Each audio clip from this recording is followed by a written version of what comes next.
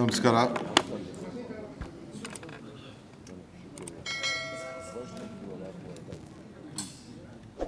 ನಮ್ಮ ಪಕ್ಷದ ಉಸ್ತುವಾರಿಗಳಂತ ಸುರ್ಜೇವಾಲಾರವರೇ,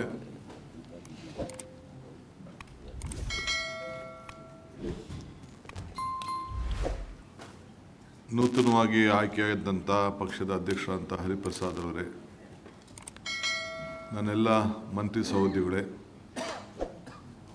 ಶಾಸಕ ಮಿತ್ರರೇ, ಹೊಸದಾಗಿ ಚುನಾಯಿತರಾದಂಥ ವಿಧಾನ ಪರಿಷತ್ತಿನ ಸದಸ್ಯಗಳೇ, ಮಾಧ್ಯಮ ಸ್ನೇಹಿತರೆ, ಹೊಸ ಸರ್ಕಾರ ಕಾಂಗ್ರೆಸ್ ಸರ್ಕಾರ ಬಂದ ಮೇಲೆ ಇದೊಂದು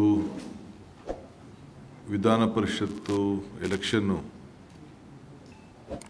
ನಡಿಬೇಕಾದಂಥ ಅನಿವಾರ್ಯತೆ. ಶಾಸಕರ ಬೆಂಬಲ ನೋಡಿ ನನಗೆ ಆಶ್ಚರ್ಯ ಆಗ್ತಾ ಇದೆ.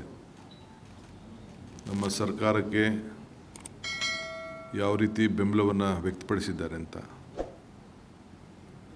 ಇದು ನನ್ನ ಸರ್ಕಾರದ ಬೆಂಬಲ ಅಲ್ಲ, ಇದು ರಾಜ್ಯದ ಜನತೆಯ ಹಿತಕ್ಕೋಸ್ಕರ ಯಾವ ಹೆಜ್ಜೆಯಲ್ಲಿ ನಾವು ಮುಂದಕ್ಕೆ ಹೋಗ್ತಾ ಇದ್ದೀವಿ, ನೀವು ಮುಂದುವರಿರಿ, ನಾವು ನಿಮ್ಮ ಜೊತೆ ಇದ್ದೇವೆ ಅಂಥೇಳಿ ಎಲ್ಲ ಶಾಸಕರು ಕೂಡ ಇವತ್ತು ಅವರ ವಿಶ್ವಾಸವನ್ನು ವ್ಯಕ್ತಪಡಿಸಿದ್ದಾರೆ.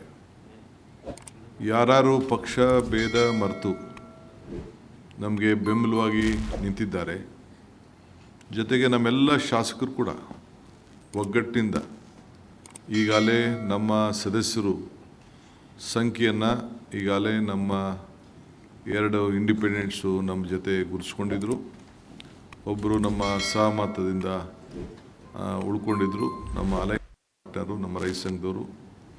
ಅದಲ್ಲದೆ ನಮ್ಮ ನಂಬರು ಏನಿತ್ತು, ಇಬ್ಬರು ಇವತ್ತಿಲ್ಲ ನಮ್ಮ ಜೊತೆ, ಆ ನಂಬರನ್ನು ಈಗಾಗಲೇ ವ್ಯಕ್ತಪಡಿಸಿದ್ದಾರೆ.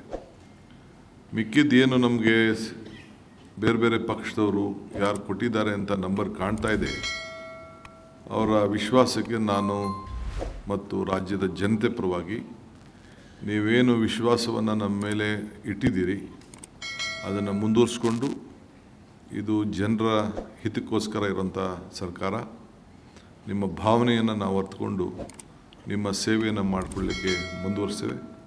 ಈ ವಿಶ್ವಾಸ, ಇದು ಜನರಿಗೆ ತಾವು ಕೊಟ್ಟಂಥ ಶಕ್ತಿ, ಇದನ್ನು ಮುಂದುವರಿಸ್ತೀನಿ.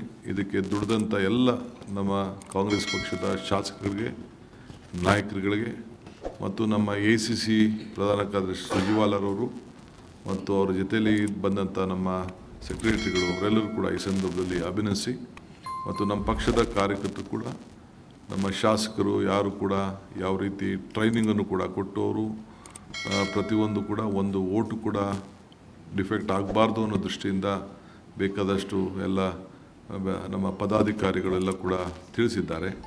ಅವರು ಕೂಡ ಈ ಸಂದರ್ಭದಲ್ಲಿ ಅಭಿನಂದಿಸ್ತೀನಿ. ವಿಶೇಷವಾಗಿ ನಮ್ಮ ಪಕ್ಷದ ಅಧ್ಯಕ್ಷರಾದಂಥ ಹರಿಪ್ರಸಾದ್ ಅವರು ಮತ್ತೆ ವಿಧಾನ ಪರಿಷತ್ಗೆ ಮರು ಆಯ್ಕೆಯಾಗಿದ್ದಾರೆ.